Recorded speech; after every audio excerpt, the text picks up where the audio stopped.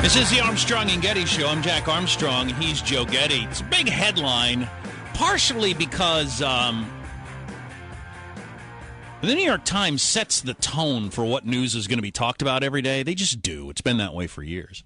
And they're so enthusiastic about white people no longer being in charge, as they see it, that they're very excited about this new demographic news that there are going to be less than 50% white babies born right now. There are now more non-white babies born than white babies, and somehow this is supposed to be good news.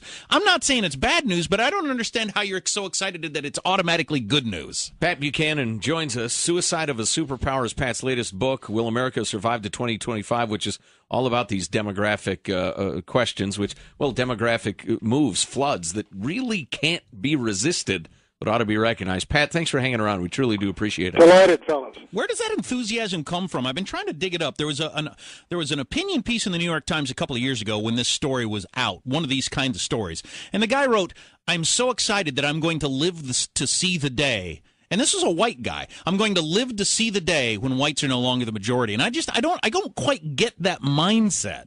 Well, let me give you a term I put in my book that has not been too widely quoted. It's called ethnomasochism. And it's a sense of people who are delighted at the failures of their own country, at their own society. It was prevalent in Great Britain, where a lot of Brits and the upper elites and things, some of them went communist and became treasonist. Others were delighted with the collapse of the empire. And I think this it didn't exist in this country under, obviously, Andrew Jackson or Dwight Eisenhower or folks like that. But it's very true now. Let's take Michael Moore. What is his title of his book? Stupid White Men. Now, if you wrote a book about another minority and put them in there, you'd probably be in the same place I am with MSNBC. But so you can't do it, but you can. There's nothing wrong. Everybody now they mock and ridicule, and I've got all of this is written in the book. Jon Stewart, even in some of these others, it's very funny to make fun of white folks. And it's very acceptable, and there is a real sense that whites. Susan Sontag was a perfect example of it. She said, the white race is the cancer of human history. That's an extreme example of it. But Ann Dunham, Barack Obama's mom, I've got her quoted in my book. I got it from another fellow, John Derbyshire. And he read the book, and she was married to the Indonesian fellow, and he was saying, "Look, you got these American businessmen over here, and I got to entertain them, and I need someone to talk to them. These are your people." And she said, "They are not my people." Mm. And so you got that attitude. It's prevalent in the New York Times. There's a real sense of elation.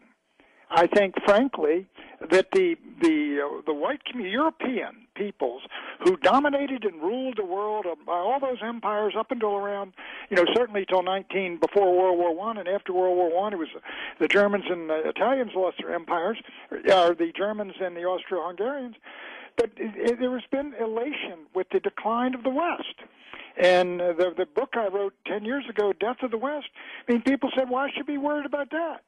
Western civilization, in my view, is the greatest civilization the world has ever seen, far and away. Hey, well, we're in the capital of this sort of thing in San Francisco, Berkeley, Davis, et cetera.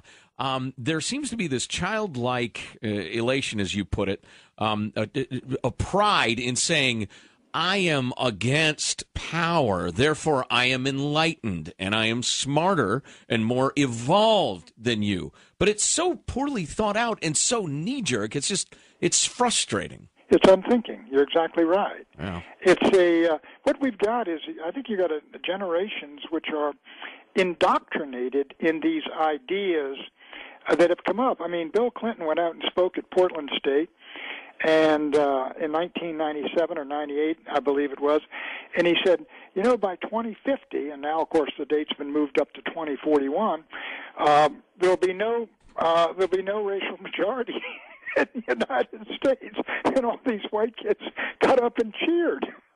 Now, if you told folks in Washington, D.C., there's white folks moving into Washington, D.C., and I've seen there have been African-American leaders who say we're going to lose our city. We're going to lose our city. We got the politics here. We're dominant politically and culturally, all the rest of these things. And they have a real sense of ethnic identity and ethnic pride. People do all over the world, you guys. Again, I had a chapter which was titled Ethno-nationalism, and I changed the title to Triumph of Tribalism. All over the world, you see people identifying by their tribe or their race, and they're trying to put together nations of their own. In Baluchistan, in Kurdistan, in Pashtunistan, in Chechnya, in Dagestan, Ingushetia, all these people are identifying with themselves, their culture, their people. I think it's produced some terrible consequences, but it is natural and normal with human beings to identify with their fellows, with their family, their community, their cousins, their country. And we are losing that, and when you lose that, you're going to lose your country.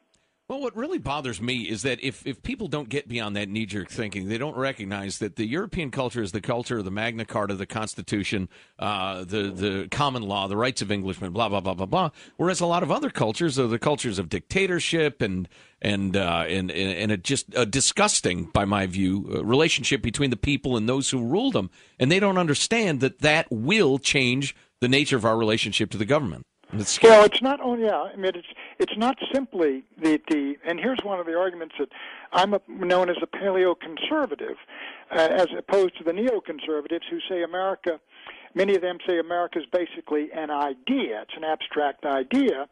And I say no. And folks who agree with me say no. We were a nation. We were a people before we signed a Constitution. The Constitution was the birth certificate that we all signed, but we already existed as a consequence of Lexington and Concord and the Stamp Act and all of these things. They created a new, different, independent people. Yeah, the Brits were our cousins, but we were a new people. And this idea that a new people has arisen.